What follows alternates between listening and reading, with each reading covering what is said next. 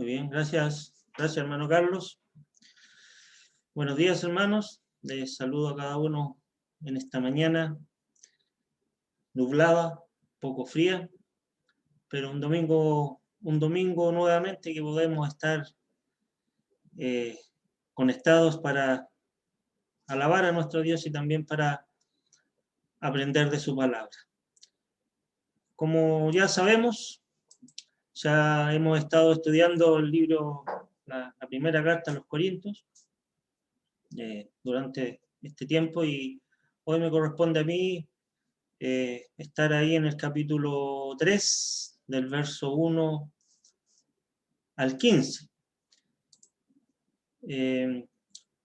A modo de introducción, y porque la memoria es frágil, y como dijo un querido hermano que dirigió hace unos domingos atrás, llega el día lunes en la mañana y ya casi ni nos acordamos de lo que se ha expuesto, de lo que se ha enseñado.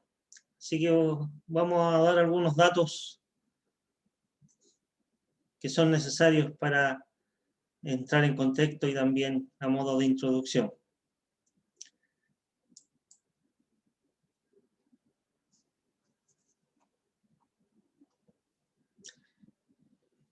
Corinto era una colonia romana y como tal estaba sujeta al derecho romano, así que su gobierno era similar al de la ciudad imperial que era Roma. La lengua oficial de Corinto era el latín, aunque el pueblo en general también hablaba griego. Corinto tenía 2 puertos, era un lugar de mucho intercambio comercial, lo que involucraba un gran flujo de muchas personas de distintos lugares, y lo que nos hace suponer que alojaba a muchas personas también de distintas culturas, de distintos lugares que venían a hacer sus transacciones comerciales, algunos por el día, otros por semanas, estamos suponiendo, ¿verdad? O por meses. Eso así se da también en parte en la actualidad. Y esto hacía difícil que la ciudad fuese conocida por tener,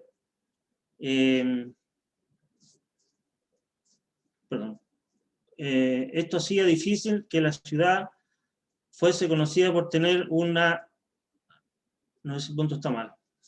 Corintio daba la libertad para que diferentes grupos religiosos practicaran su fe.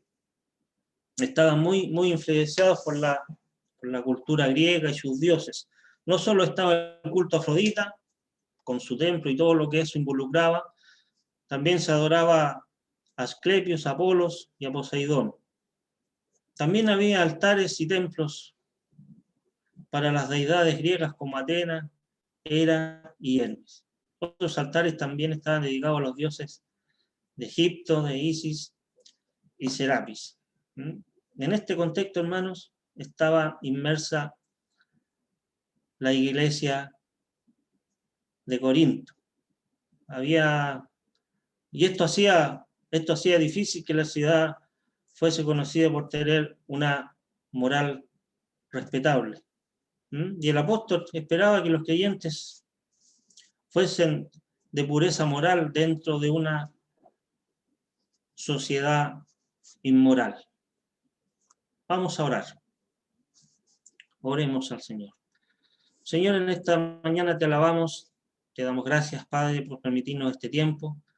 Te damos gracias, Señor, por darnos la oportunidad de escudriñar tu palabra, de exhortarnos, mi Dios, de edificar nuestras vidas espirituales en el conocimiento de tu palabra, mi Dios.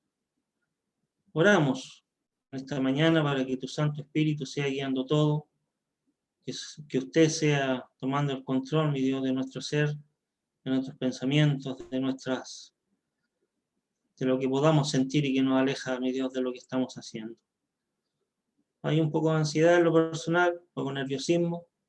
Me pongo en sus manos, mi Dios, para que usted sea guiando todo. Le doy gracias por este tiempo y encomendamos en sus manos, Padre, a cada uno de mis hermanos que están esta mañana conectados.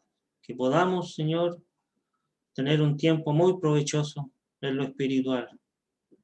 Beneficio para nosotros, Padre, y la honra y la gloria es para usted. Gracias, mi Dios. En el nombre de Jesús. Amén. Y amén. Como se leyó en la lectura que leyó nuestro hermano Carlos en 1 Corintios 3, del 1 al 15, vamos a estar ahí viendo algunas cosas y continuando con la enseñanza de esta primera carta. Aquí el apóstol Pablo, en el verso 1 de este capítulo 3, dice: de manera que yo, hermanos, no pude hablaros como a espirituales, sino como a carnales, como a niños en Cristo. Aquí con estas palabras el apóstol Pablo sigue el tema en el cual los hermanos de Corinto tenían sus divisiones, habían hecho su favoritismo por algunos. Al decirles, hermanos, aquí él suaviza un poco la reprensión que es necesaria, ya habla lo que tiene que hablar, lo que es bueno, ¿verdad? Hablar lo que uno tiene que hablar, pero también lo hace con ternura, porque les ama. Aquí el amor entre hermanos también es puesto en práctica por el apóstol Pablo, ¿verdad? Y dice: no pude hablaros como a espirituales. Y aquí la palabra está en tiempo pasado, haciendo referencia a cuando el apóstol estuvo con los hermanos, estuvo con ellos en el inicio de la iglesia, y eso lo puede ver en Hechos capítulo 18, ¿verdad? En ese tiempo muchos de ellos estaban recién ahí escuchando las primeras enseñanzas del apóstol en cuanto al evangelio, y de seguro eran más enfocadas en el amor de Dios. Entonces dice: no pude hablaros como a espirituales. Entendemos que el espiritual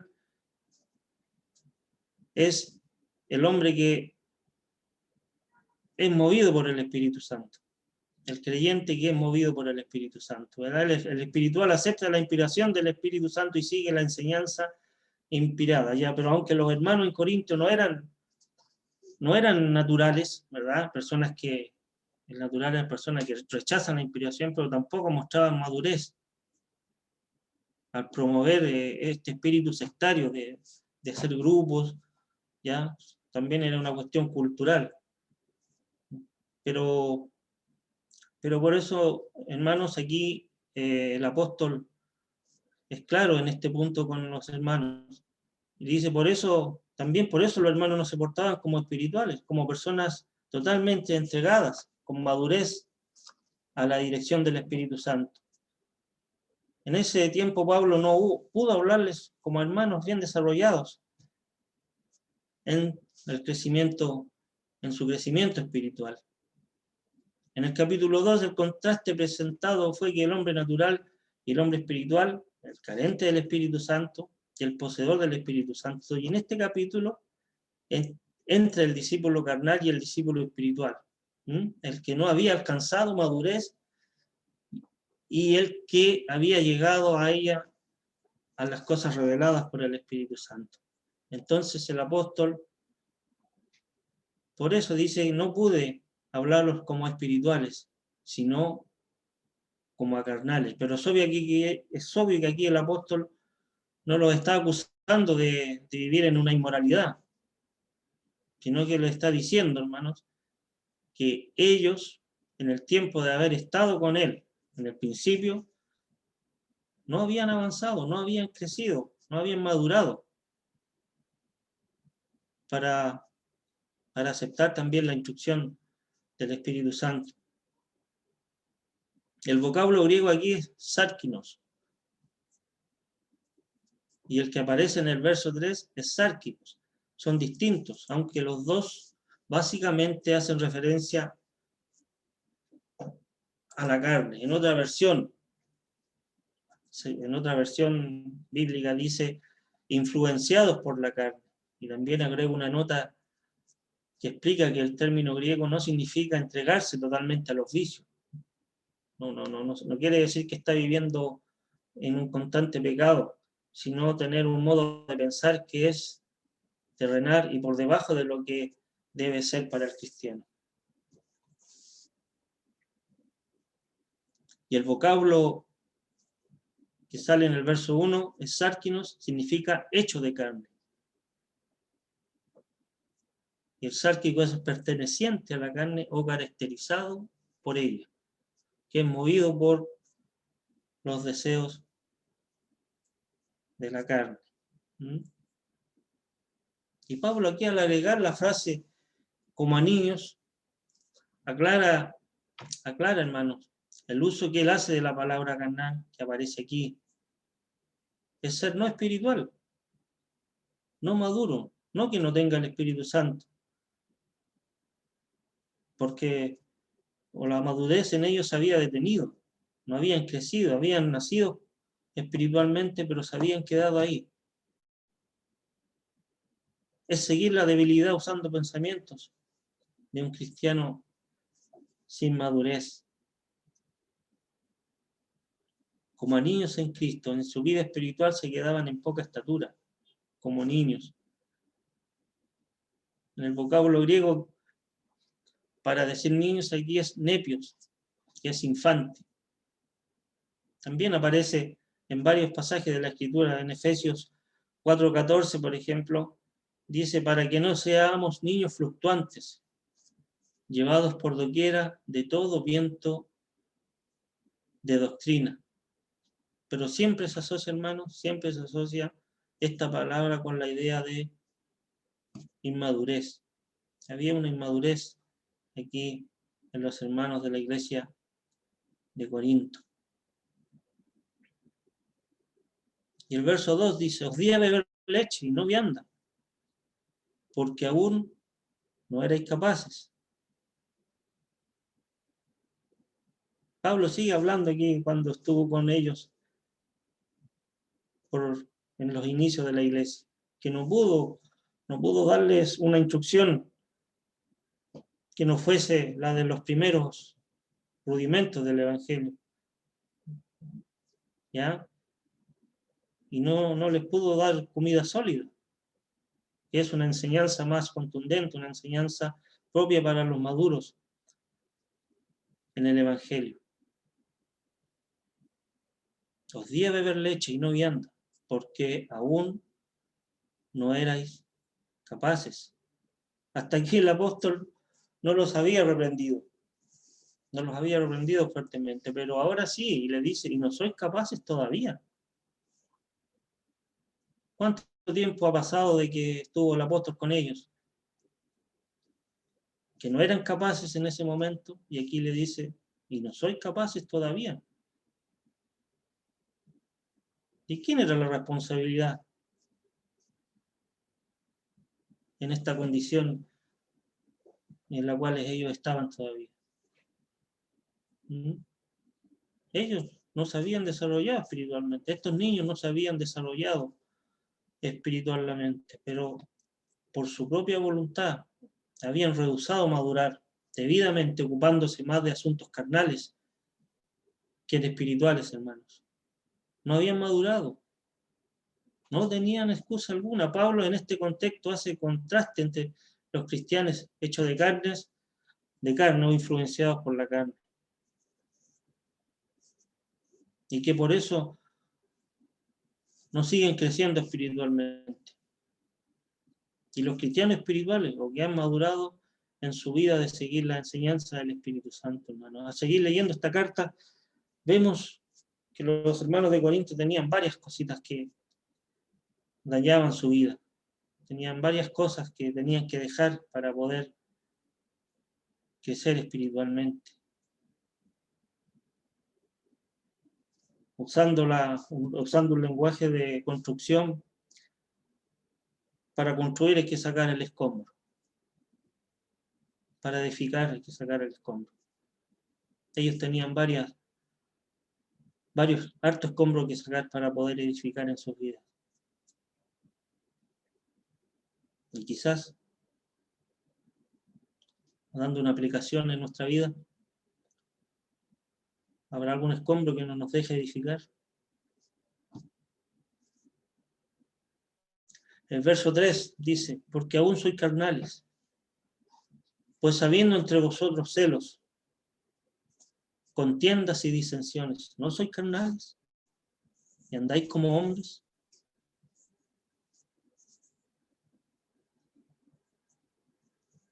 Aquí es el mal que había entre los hermanos de Corinto. No habían dejado el estado inmaduro.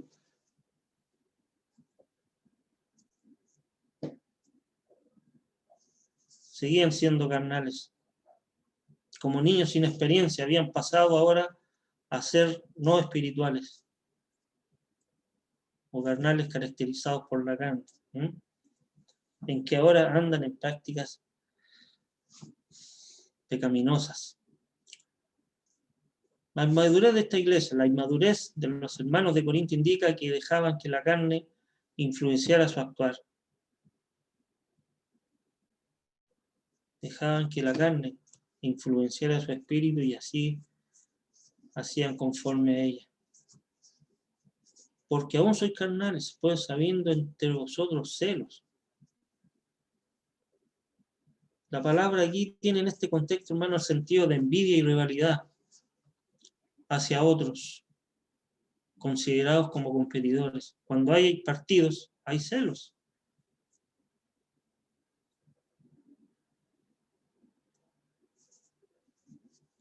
Al verla, piense usted en los partidos políticos, piense usted lo que uno ve en la televisión con respecto a esto, las divisiones, los celos, las contiendas, las rivalidades.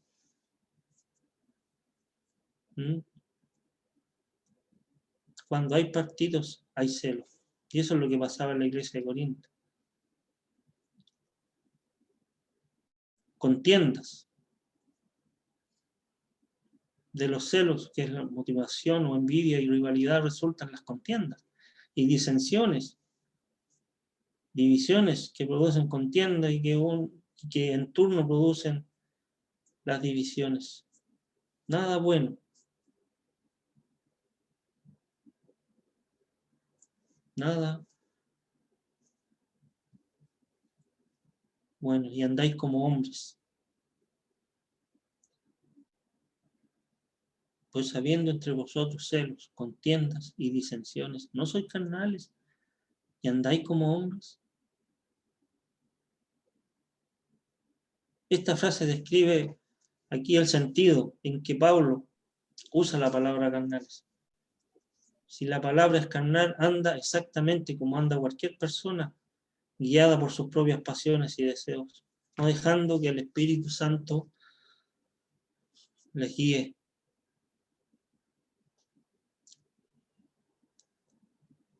Celos, contiendas, disensiones. En Gálatas, cuando habla de las obras de la carne, Gálatas 5, 16 al 20, si quiere lo anota, después lo lee, pero yo se los voy a leer aquí. Dice: pues andad en el espíritu y no satisfagáis los deseos de la carne, porque el deseo de la carne es contra el espíritu y el del espíritu es contra la carne. Y estos se oponen entre sí, para que no hagáis lo que quisierais.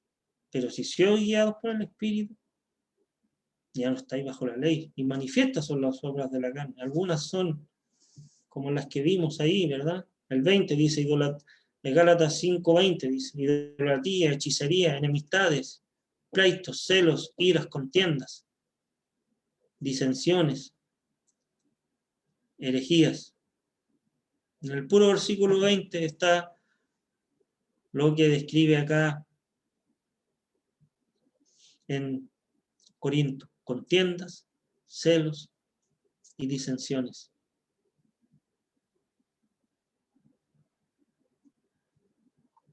Y andáis como hombres. Y no como espirituales. Verso 4 dice: porque diciendo el uno, yo ciertamente soy de Pablo, y el otro, yo soy de Apolos, no sois carnales. Aquí Pablo les presenta la evidencia de su acusación. La evidencia que les presenta Pablo aquí, ellos no la pueden negar. No podían negar que andaban en aquello, diciendo yo soy de Pablo, yo soy de Apolos. Y por eso tenían que admitir que andaban en lo que es normal para hombres inconversos, en lugar de estar andando como nuevas criaturas. La frase no soy carnales, el texto griego literalmente dice, ¿no soy hombres?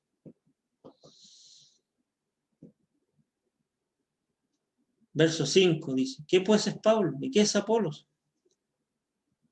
Servidores. Ahí está la respuesta. ¿Qué es Pablo? ¿Qué es Apolo? Servidores, por medio de los cuales habéis creído. Y eso según lo que a cada uno concedió al Señor. Pablo no pregunta quiénes son estos, de una forma despectiva. O en buen chileno podríamos decir, ¿quiénes son estos? ¿A quién le han ganado? Sino, ¿qué son ellos? Servidores, ¿qué son ellos? Para que no son otra cosa que servidores, para que hermanos de Corinto formaran partido, llamándose por sus nombres. Servidores por medio de los cuales habéis creído. Eran servidores y no señores para que otros les levantaran a un nivel sobre los demás. Un servidor no merece puestos de honor especial para que otros se gloríen en él.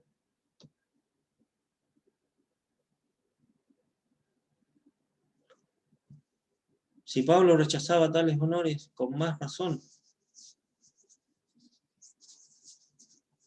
el día de hoy,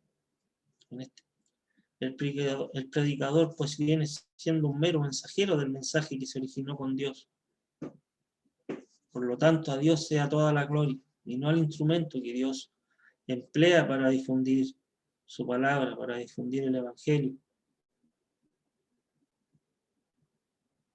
Al predicador se le debe agradecimiento, pero él, juntamente con los demás cristianos, todos son servidores de Cristo, que es la cabeza de la iglesia.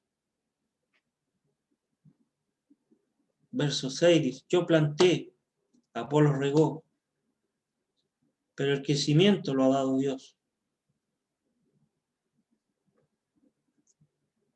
Pablo estableció la iglesia del Señor en Corinto, y de allí se fue a otro lugar. Más tarde llegó a Apolos y continuó la obra predicando, y esto está confirmado en Hechos 18. Ahora el punto es que cada quien hizo su trabajo,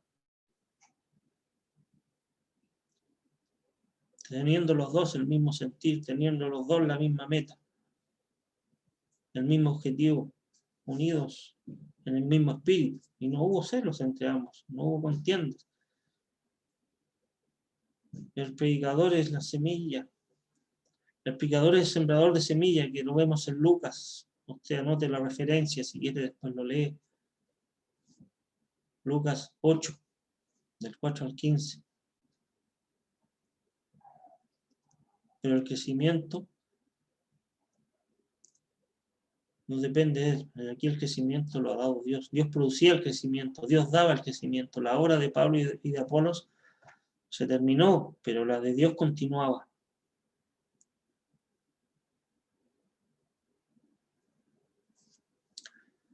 Este es el punto de Pablo aquí, para mostrar que no hubo por qué gloriarse los corintios en ciertos hombres. Ellos se gloriaron en ciertos hombres, mirando a Dios y no a los hombres, se evitan problemas, hermanos. Debemos mirar a Dios y no a los hombres, para evitar problemas como los que habían sucedido aquí en la iglesia de Corinto.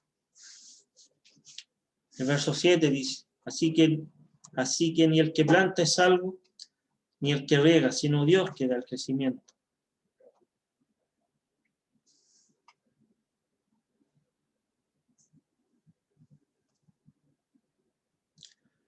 El que planta y el que riega no son nada.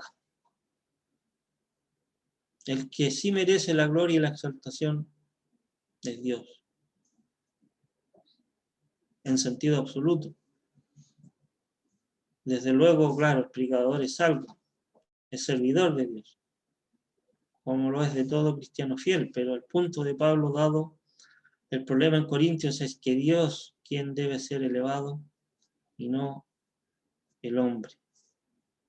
Es Dios quien tiene que ser exaltado y no el hombre. El texto griego emplea 3 principios, hermano: el que planta, el que riega y el que da el crecimiento. En comparación de importancia y de mérito, en cuanto a exaltación, no son nada, ¿verdad? Los 2 primeros, pero el tercero sí es Dios.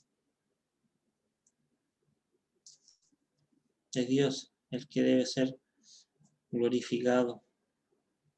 Si la obra crece, es Dios que tiene que ser exaltado. Si la obra madura, es Dios quien tiene que ser exaltado.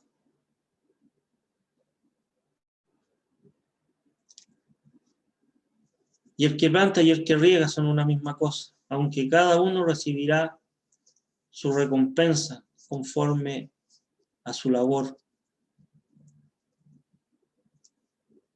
Son uno en propósito, no solo una persona, ¿ya? En propósito son uno, para que haya cosecha. Las semillas sin agua no bastan, ni el agua sin semilla. Así que el que siembra y el que riega tienen el mismo propósito: que haya cosecha. Los que hemos andado por el campo, los que hemos vivido en alguna etapa de nuestra vida en el campo, y los que hemos visitado a hermanos en el campo, entendemos de eso, ¿verdad? Aunque no se necesita mucho conocimiento ni mucha inteligencia para entender eso, hermanos. Hay unidad de propósito entre el que planta y el que riega, tener una misma meta. ¿Cómo pues se puede hacer de los dos que están unidos, cabeza de 2 partidos y opuestos rivales?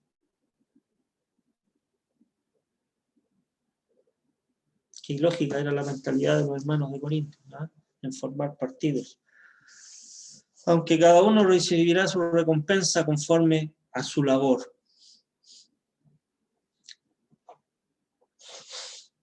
Aunque los 2 obreros son uno en propósito, siempre son 2 personas, y Dios va a recompensar a cada uno. No de algún resultado logrado colectivamente, sino de la labor de cada uno. El servidor de Cristo menos conocido no recibirá de Dios menos que el más conocido, si su labor ha sido de igual medida en la vista de Dios. Tampoco recibirá más el predicador conocido en muchos lugares, si su labor no ha sido más. La labor es la medida, no el renombre o por la popularidad del obrero.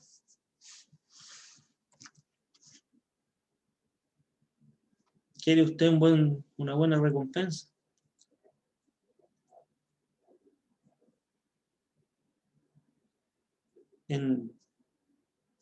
¿Quiere usted un buen salario? En lo espiritual. En muchos trabajos se paga por lo que la persona hace. Sobre todo en estos muchachos que andan repartiendo comida, los delivery. Y ellos saben eso.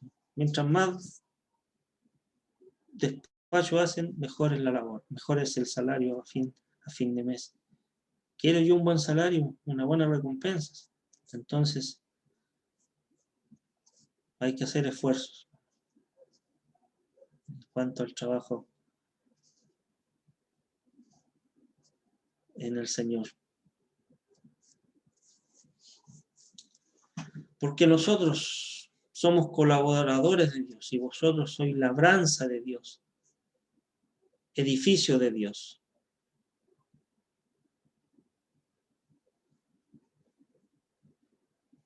¿Por qué recibirá su recompensa, el salario de Dios? Porque somos colaboradores de Dios. Porque es colaborador de Dios. Qué grande honor, hermanos. Qué grande honor es de colaborar con Dios. El que planta y el que riega, y el que da el crecimiento. todos trabajando por la misma causa.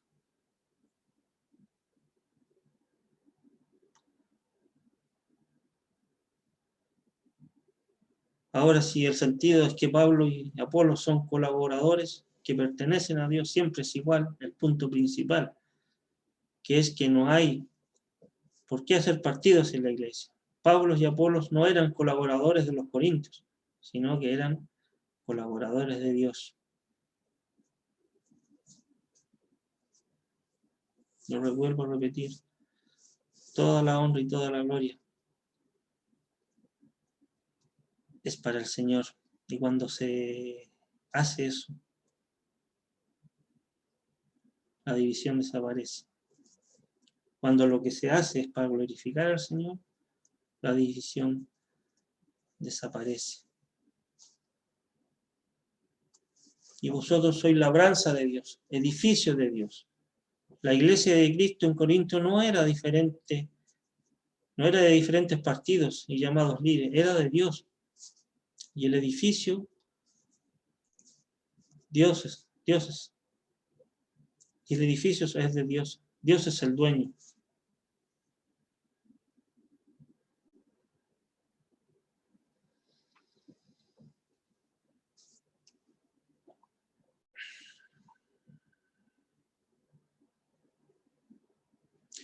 No había nada de que Pablo, ni de Apolos, ni de Cephas, para que los corintios hicieran esto, de hacer partido por los hermanos.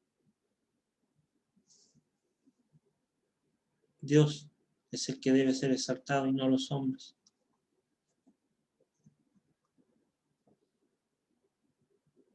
Porque nosotros somos colaboradores de Dios y vosotros sois labranza de Dios, edificio de Dios. El verso 10 dice, conforme a la gracia de Dios que me ha sido dado, yo como perito arquitecto puse el fundamento. Y otro edifica encima, pero cada uno mire como sobre edifica. La gracia aquí, hermanos, referida es el favor de Dios que proporcionó a Pablo la habilidad y la oportunidad para llegar a Corinto. Le dio los medios, le dio todo lo necesario para ir y predicar el Evangelio y así establecer la iglesia de Dios allí. No tomó él para sí crédito, sino atribuyó a Dios toda la razón de su obra, de todo lo que él hizo. Siempre glorificó al Señor. Como perito arquitecto puso el fundamento. Otras versiones dicen sabio arquitecto. Ese fundamento no fue Pablo, para que algunos después dijeran somos de Pablo, o somos de tal persona, somos de, sino Jesucristo, ¿verdad? Algunos de Jesucristo.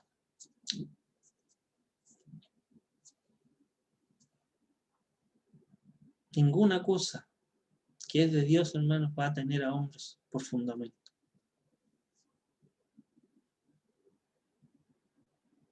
Ninguna obra que comience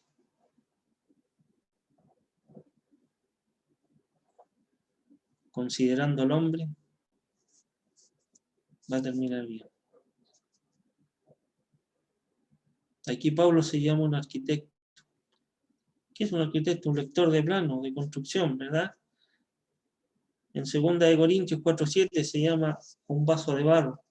En el 5:20, un embajador.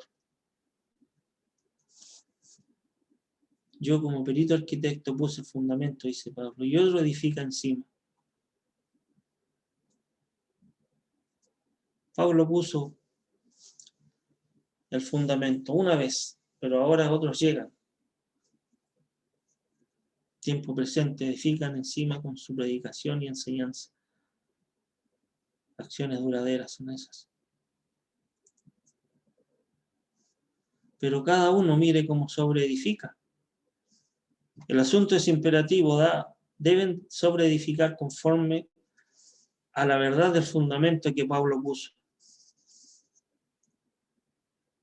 Algunos no habían edificado bien encima y ese de ese fundamento bien puesto. La división y la contención lo evidenciaban.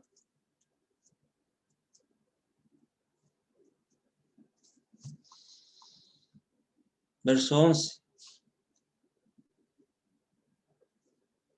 Porque nadie puede poner otro fundamento que el que está puesto, el cual es Jesucristo.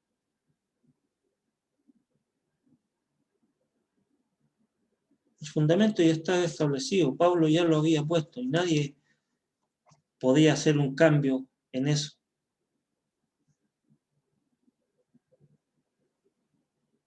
¿Y cuál fue el fundamento que puso Pablo? La roca, que es Cristo. Y sobre este fundamento, usted y yo podemos edificar. Y ahí es precisamente donde deben estar presentes las buenas obras. Llamados para buenas obras.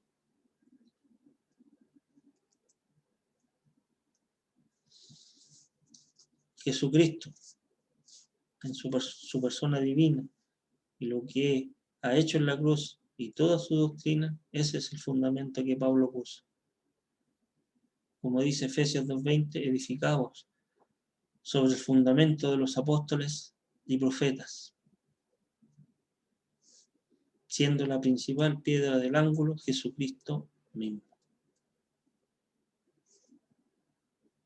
El mismo Señor dijo que iba a edificar la iglesia sobre la roca. Esta sobre la roca. Esta fue la confesión que Pedro acababa de hacer acerca de Cristo, que dijo, tú eres Petros, y sobre esta Petra edificaré mi iglesia. Si alguien, hermanos, edifica sobre otro fundamento, lo que edifica no es edificio de Dios, no es iglesia de Cristo, sino alguna iglesia humana. Como pregunta para meditar y reflexionar, hermanos. O pregunta como iglesia. ¿Estamos edificando sobre él o no? ¿O usted en lo personal? Esto es importantísimo para el creyente, hermanos. Cuando usted vino a Cristo no lo hizo por medio de obra. Vino con las manos vacías, sin traer nada, para recibirlo todo. Nada más que por gracia. Y usted fue colocado en la roca que es Cristo.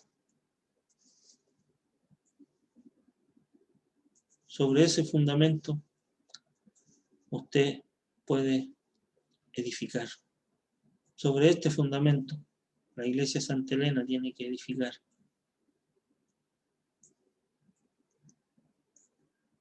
Verso 12 dice, y si sobre este fundamento alguno edificare oro, plata, piedras preciosas, madera, heno, hojarasca. En este lenguaje figurado Pablo emplea, hay dos clases de materiales con que edifica sobre el fundamento. Los primeros tres son oro, plata, piedras preciosas. Estas resisten el fuego. No les causará ningún daño. En realidad, el fuego purifica el oro. La plata y las piedras, las otras tres, madera, heno, hojarasca, no lo resisten.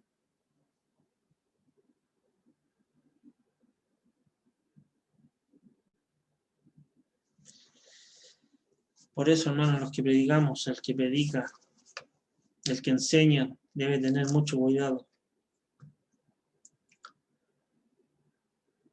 con la obra constructora.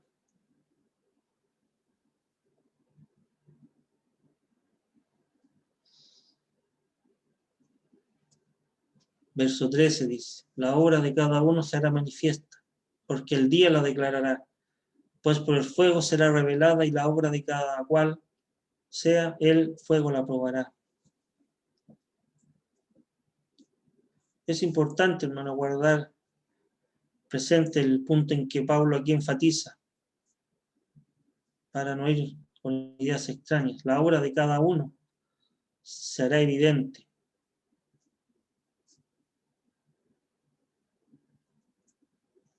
La obra de cada creyente y maestro de la Biblia será hecha evidente, manifiesta, porque el día la va a declarar.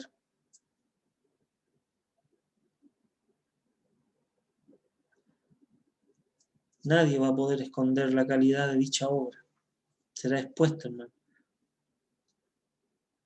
¿A cuál día es el referido en este contexto? El día final, cuando Cristo venga, la segunda vez, revelará la obra que es duradera, como lo es el oro, la plata y las piedras preciosas. Y también revelará la obra que no resistirá la prueba de fuego, como no resisten, hermano, como es la madera, el heno y la hojarasca. El fuego se asocia con el día final en el contexto que está ahí.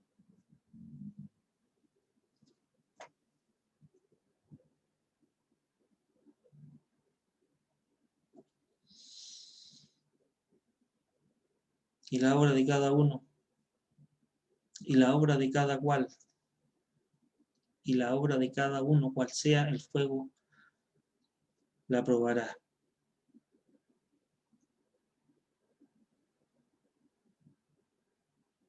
El pecado y la falsa doctrina en el cristiano no puede pasar la prueba de la venida de Cristo, como tampoco, ¿verdad? Estos tres elementos que son la madera, el heno y la hojarasca.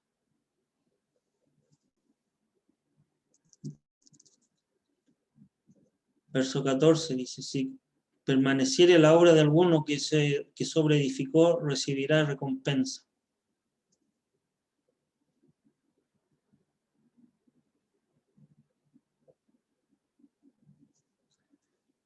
La recompensa o salario, ¿verdad? O la pérdida, que dice en el verso 15. Son dos cosas aparte de la salvación.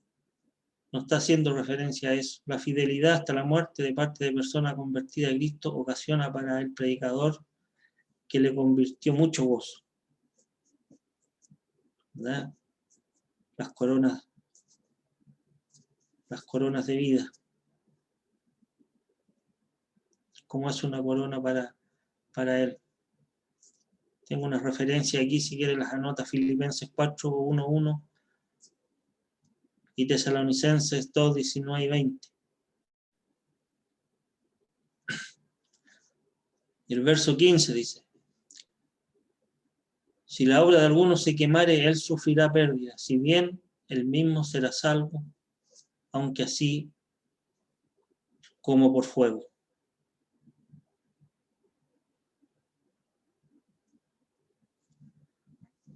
La segunda venida de Cristo lo revelará y será salvo a pesar de cualquier pérdida en sus conversos. Será salvo como por fuego. Será de esta manera. Su salvación no depende de la fidelidad de sus conversos, sino de haber predicado fielmente todo el consejo de Dios. Eso lo puede ver en Hechos 20, del 20 al 27. Otra versión lo traduce así, dice, si alguien construyó un edificio resistente al fuego, recibirá su pago. Pero si lo construyó y llega a arder, lo perderá todo. Aunque él mismo logre salvarse, como quien escapa del fuego. Ahora, si él está sobre el fundamento, es decir, que ha confiado en Cristo, no perderá su salvación, aunque no recibirá ninguna recompensa.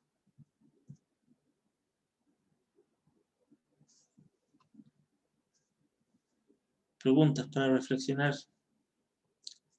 ¿Qué está usted edificando? ¿O con qué estamos edificando? ¿Con qué materiales estamos construyendo?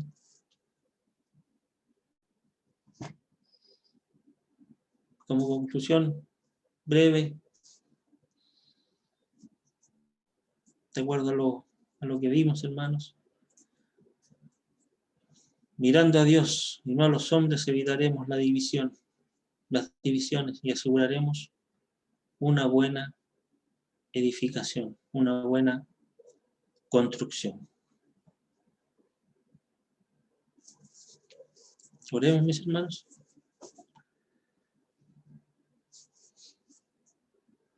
Señor, te damos gracias por tu palabra. Te damos gracias, mi Dios, por el consejo que podemos obtener de ella. Pedimos de tu ayuda, mi Dios, para que esta porción vista en esta mañana nos ayude, Señor, a meditar, nos ayude a reflexionar en cómo estamos viviendo, Padre. Nos ponemos en tus manos, mi Dios, para que tu Santo Espíritu nos sea guiando y ayudando en todo. Gracias, Padre, por sostenernos. Gracias por sostener la iglesia, mi Dios. Gracias, Padre. Oramos para que usted sea glorificado en todo lo que hagamos. Gracias por su amor, mi Dios. Gracias por la iglesia. Gracias por la salvación. En Cristo Jesús. Amén y amén. Gracias, hermanos.